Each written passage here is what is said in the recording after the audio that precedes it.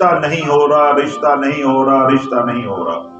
جب اولاد کو پڑھایا جا رہا تھا، بیٹی کو ڈاکٹر بنایا جا رہا تھا، پروان چڑھایا جا رہا تھا، ماں باپ کا سینہ ایسے پھولا ہوا تھا، رشتوں کی تو لائنیں لگ جانی ہیں، میری بیٹی خوبصورت ہے، جوان ہے، رنگ گورا ہے، بال لمبے ہیں، ہرنی کی طرح چلتی ہے، اس کے تو پیچھے رشتوں کی قطاریں ہونی ہیں۔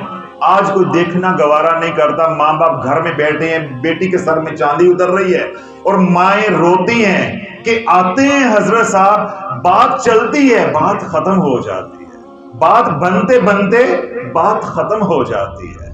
تیری اللہ سے بات بن جائے گی تو مخلوق سے بھی بات بن جائے گی۔ بات تو یہ ہے کہ تیری اللہ سے بات ختم ہو گئی ہے، تیری اللہ سے بول چال ختم ہو گئی ہے، تو اللہ سے صلح کر لے، سارا زمانہ تیرے سے صلح کر لے گا۔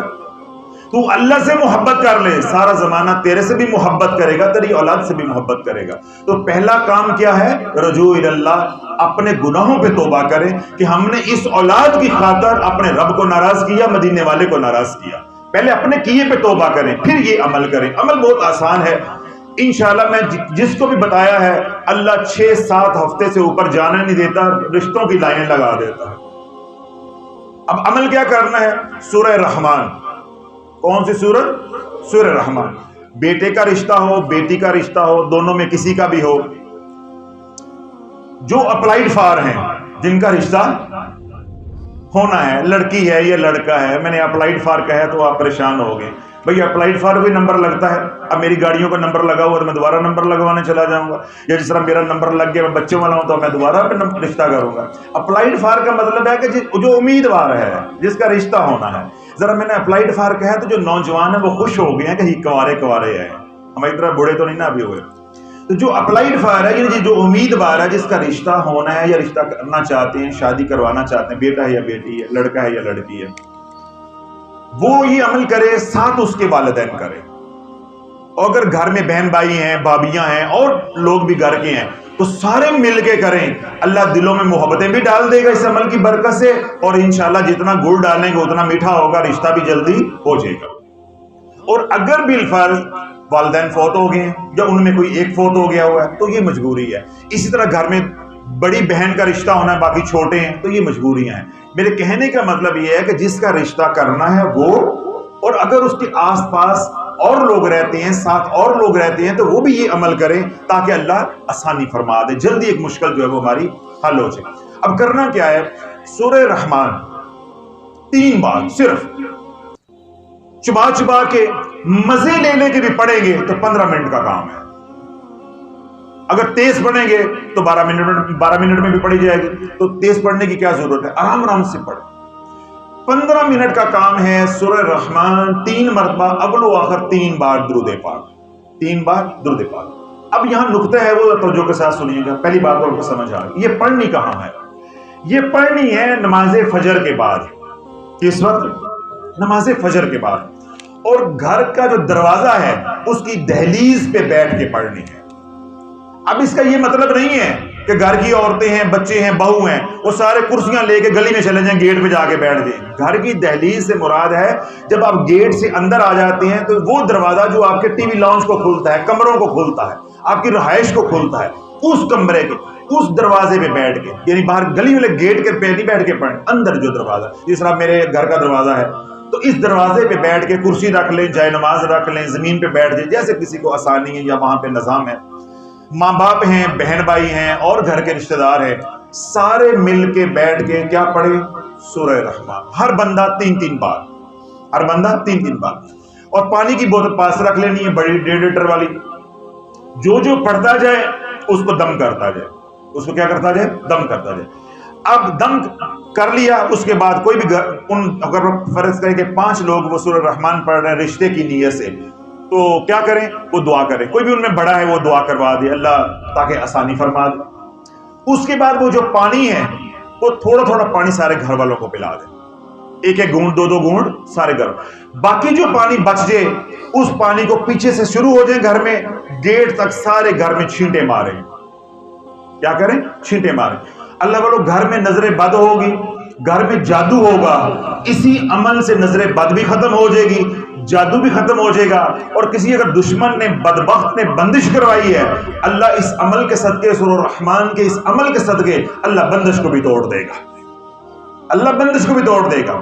اب یہ روزانہ فجر کی نماز کے بعد یہ عمل کرنا ہے، اور خواتین خاص طور پہ جن دنوں میں ان کے ایام ہیں ان دنوں میں یہ عمل نہیں کرنا، ان دنوں میں یہ عمل نہیں کرنا۔ اب جب ایام ختم ہو جائیں، 5 دن ہے 7 دن ہے، پھر دوبارہ عمل شروع کر دینا ہے، اور اس عمل کی کوئی مدت نہیں ہے کہ بھئی 40 دن کرنا ہے، 15 دن کرنا ہے، 50 دن نہیں، یہ عمل رشتہ ہونے تک جاری رکھنا ہے۔ میرا بلکہ یہ مشورہ ہوتا ہے جب میں عمل بتاتا ہوں کہ جب رخصتی ہو جائے تب بھی یہ عمل جاری رکھو، اور جب شادی ہو جائے تو پھر بھی یہ عمل جاری رکھو، اگر اللہ اگلی نسل کو بھی سنوار دے گا، اگلی نسل کو بھی سنوار دے گا۔ جب رشتہ ہو جائے پھر دہلیز پہ بیٹھنے کی شرط بھی ختم ہو جائے گی، صبح کی شرط بھی ختم ہو جائے گی، پھر سفر میں پڑھو، حضر میں پڑھو، گھر کی چھت پہ پڑھو، کمر میں پڑھو، ٹی وی لانچ پہ پڑھو، صوفے پہ بیٹھ کے پڑھو، بیڈ پہ پڑھو، پھر کوئی پابندی نہیں رہ جائے گی۔ پابندی کب تک ہے؟ جب تک رشتہ ہو نہیں جاتا، تب تک آپ نے کہاں بیٹھ کے پڑھنی ہے؟ گھر کی دہلیز کے اوپر بیٹھ کے۔ تو جب رشتہ ہو گیا 2 ہفتے بعد، 4 ہفتے بعد، 6 ہفتے بعد، 8 ہفتے بعد رشتہ ہو گیا ہے، پھر کوئی پابندی نہیں ہے۔ لیکن اگر سورہ رحمان پڑھتے رہو گے تو اللہ والو، اللہ آپ کو زندگی بھر کسی بھی نعمت کا محتاج نہیں ہونے دے گا۔ یہ سورہ رحمان کے کرشمات ہیں، اس کے معجزات ہیں۔ اب جو گھر کے اندر قرآن نہیں پڑھا ہوا کوئی شخص، یعنی والدین ہیں وہ قرآن نہیں پڑھے ہوئے، وہ کہتے ہیں کہ مجھے سورہ رحمان آتی نہیں ہے، تو میں کیا کہتا ہوں کہ حضور کے در پہ کوئی خالی نہیں آتا، جانے والا بنے، خالی نہیں آتا۔ جن کے ماں باپ نہیں پڑھے ہوئے، بیٹا بیٹی ہیں، جس کا رشتہ ہونا ہے وہ سورہ رحمان پڑھے، یا گھر میں جو لوگ قرآن پڑھے ہوئے ہیں وہ سورہ رحمان پڑھے۔ تو جو گھر میں سورہ رحمان نہیں پڑھ سکتے، یعنی قرآن نہیں پڑھے ہوئے، وہ اللہ کے نام کا ورد کریں، یا اللہ یا لطیف، یا اللہ یا لطیف، یا اللہ یا لطیف، یا اللہ یا لطیف۔ اللہ کرم کر کے دکھائے گا، اللہ کرم کر کے دکھائے گا، اللہ انشاءاللہ کرم کر کے دکھائے گا۔ تو یہ رشتوں کا اللہ والو ایسا مجرب عمل ہے، میرا اپنا ذاتی تجربہ اور مشاہدہ ہے۔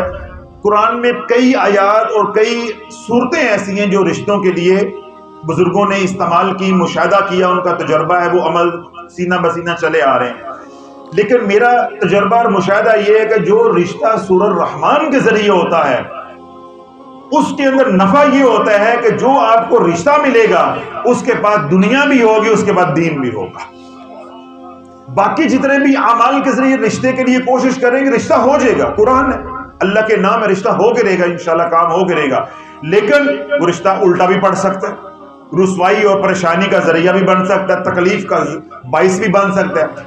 لیکن جو میں عمل بتا رہا ہوں سورہ الرحمان کا، اس کے ذریعے جو رشتہ ہوگا اور جو رشتہ آپ کے پاس آئے گا اس کی میں نشانی آپ کو بتا رہا ہوں۔ آپ کے پاس 10 رشتے ابھی آ جاتے ہیں تو آپ فقیر کا یہ فکرہ یاد رکھیے گا، آپ کا نصیب وہاں ہوگا جس کے پاس دین بھی ہوگا، جس کے پاس دنیا بھی ہوگی۔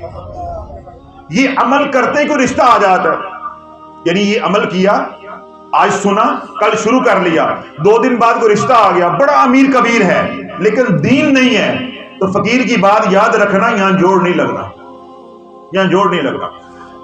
ہفتے بعد ایک اور رشتہ آ جاتا ہے، اس کی دنیا نہیں ہے لیکن عالم ہے، کوئی پیر ہے، کوئی دیندار ہے، لیکن دنیا اتنی نہیں ہے، بس یاد رکھنا رشتہ یہاں پہ بھی نہیں ہونا۔ یہ میں نشانی آپ کو بتا رہا ہوں، یہ رشتہ ہوگا وہاں پہ جس کے پاس اسودہ زندگی بھی ہوگی اور ضروریات دین کا علم بھی ہوگا۔ دونوں نعمتیں دنیا اور آخرت جس کے پاس ہوگی، پھر مجھے یاد کرنا، بس آپ کا دل آواز دے گا کہ یہاں ہونا ہے، یہاں ہونا ہے۔ اور اگر دل مطمئن ہو جائے، تحقیق کریں، لوگوں سے پوچھیں، گھر میں بڑے بیٹھ کے مشورہ کریں، جب دل مطمئن ہو جائے تو پھر کیا کہیں؟ حسبی اللہ لا الہ الا هو علیہ توکلت وہو رب العرش العظیم۔ پھر اپنے رب پہ توکل کریں، اللہ ہمارے سارے کاموں کے لیے کافی ہو جائے گا۔ اس عمل کی تمام حضرات کو اجازت ہے، جو سن رہے ہیں انہیں بھی اجازت ہے۔